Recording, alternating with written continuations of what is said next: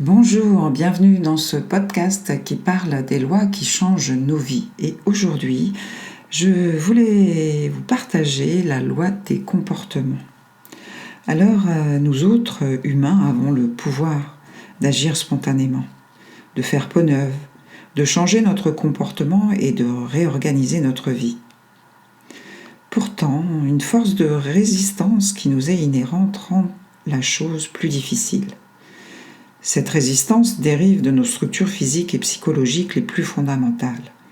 On la retrouve dans l'univers tout entier et dans la manière d'apprendre et de s'adapter à l'environnement qui est celle des jeunes enfants. Notre tendance à contracter des habitudes est un instrument de survie. Enfant, nous apprenons à comprendre le monde par l'observation des autres et leur comportement.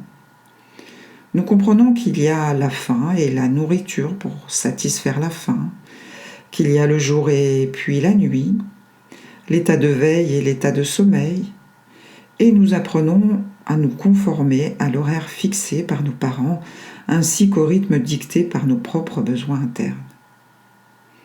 En écoutant les sons que produisaient nos parents, nous avons appris à reconnaître les complexes associations de sons et de significations. Par la répétition, nous avons appris à parler. Nous finissons par compter sur le fait que certains comportements se répètent chez les autres et bientôt nous formons nos propres habitudes.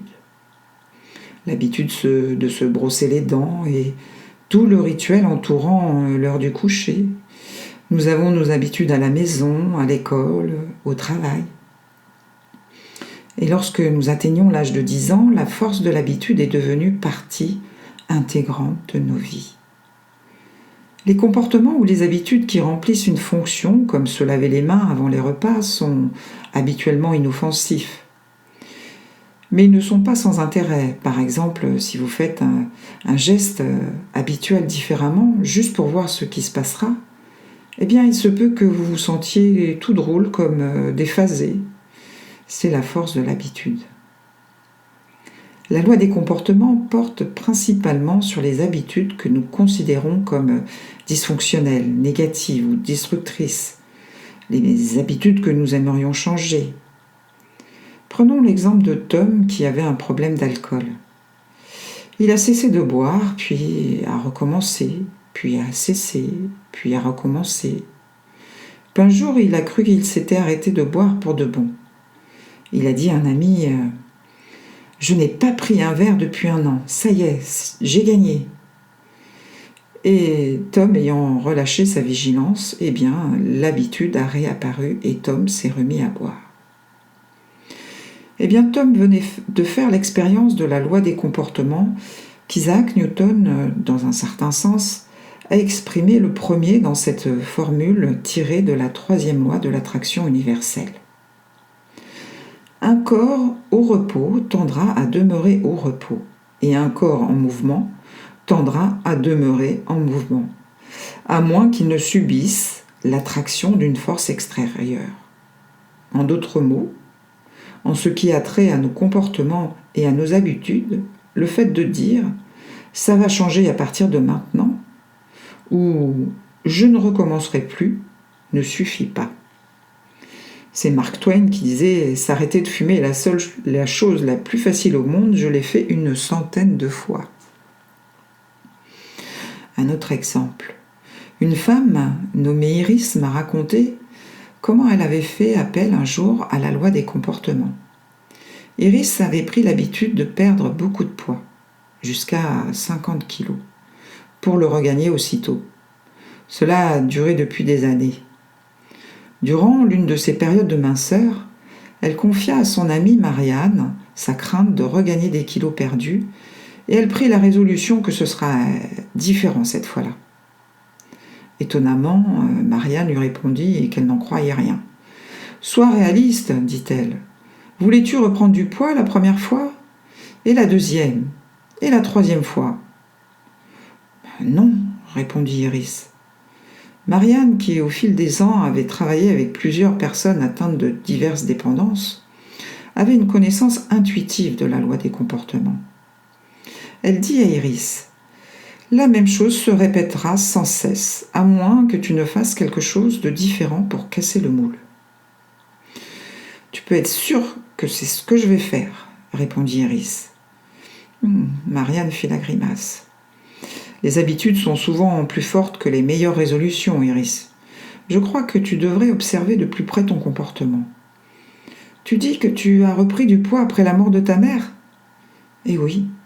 Et la deuxième fois, tu as pris du poids après avoir été congédiée ? Et la troisième fois ? C'était complètement différent. J'avais un ami et nous nous sommes séparés.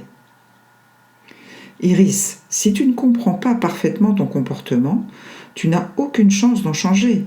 Regarde encore. Qu'ont en commun tous ces événements ? Pense-y. Qu'est-ce qui s'en dégage ? Iris y a pensé. Eh bien, je m'en voulais quand ma mère est morte. Nous nous étions disputés et je n'ai jamais eu la chance de lui dire adieu.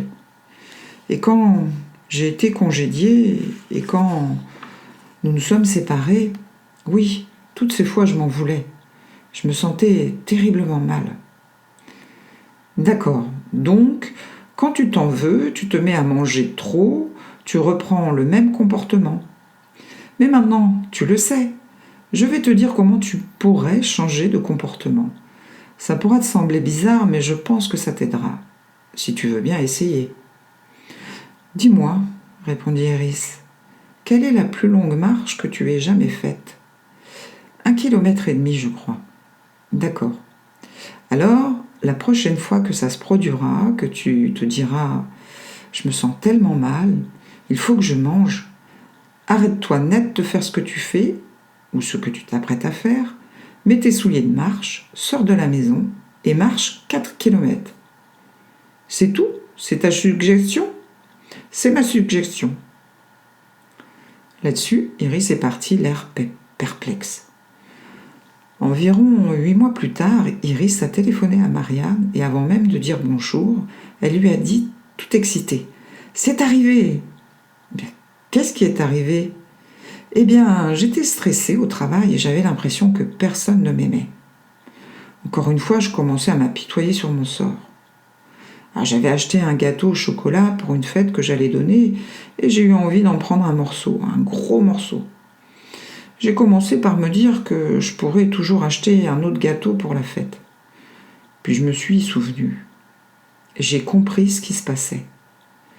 Alors, j'ai mis mes foutus souliers de course et je me suis dit, je vais marcher 4 kilomètres parce que je m'étais promis de le faire, mais la marche va se terminer ici, devant le gâteau. J'ai marché 4 kilomètres, peut-être 5. Et quand je suis revenue à la maison, j'ai pris le gâteau et je m'apprêtais à le jeter à la poubelle quand je me suis ravisée. Je l'ai remis au réfrigérateur et je l'ai laissé là. La fête a été formidable. Toutes les filles au bureau sont venues. Iris venait de changer son comportement en commençant par reconnaître la force de l'habitude, puis en faisant quelque chose pour s'en défaire. La loi des comportements est importante pour quiconque a tendance à faillir à ses résolutions, à laisser les choses inachevées ou à répéter les mêmes erreurs. Nous aurons toujours tendance à reproduire les mêmes comportements si nous ne prêtons pas attention à ce qui se passe vraiment et si nous n'intervenons pas en faisant quelque chose de différent. Cette loi met en lumière nos habitudes et nos tendances et nous aide à en assumer la responsabilité. Non pas en luttant sans cesse et sans espoir, mais en faisant quelque chose de différent. Les exercices suivants peuvent vous aider à maîtriser la loi des comportements par l'expérience directe et la mise en application. Alors l'expérience directe. Songez aux comportements observables dans la nature. Voyez comment, après quelques jours de chaleur, des vents ramènent le brouillard au-dessus des villes côtières. Voyez des animaux se comportent suivant leurs propres instincts comportementaux. Prenez un instant pour réfléchir au fait que votre subconscient aussi a ses instincts et qu'il s'habitue à tout ce qui se produit de façon répétitive ou routinière. Songez à l'énergie nécessaire pour changer un comportement auquel on est habitué. Se pourrait-il que la difficulté à se défaire des vieilles habitudes résulte en partie d'une mésestimation des forces et du temps nécessaire pour passer à une autre habitude? Soyez conscient que pour modifier votre comportement, il faudra vous engager sans réserve et livrer une lutte héroïque. Alors, comment appliquer la loi des comportements? Eh bien, choisissez un comportement répétitif, observable dans votre propre vie. Ça peut être quelque chose que vous commencez souvent sans jamais l'achever, ou des échecs répétés dans la poursuite d'un but bien précis, comme cesser de boire ou de fumer, ou se mettre à la diète pour se remettre à trop manger, ou une série de mariages et de divorces. Quand ce comportement a-t-il fait son apparition? Donnez-vous un peu de temps pour arriver à comprendre parfaitement votre comportement de sa première manifestation jusqu'à aujourd'hui. Concentrez-vous sur les points communs et non sur les différences. Lorsque vous connaissez ces points communs, vous avez prise sur le problème. Vous savez à quoi vous avez affaire.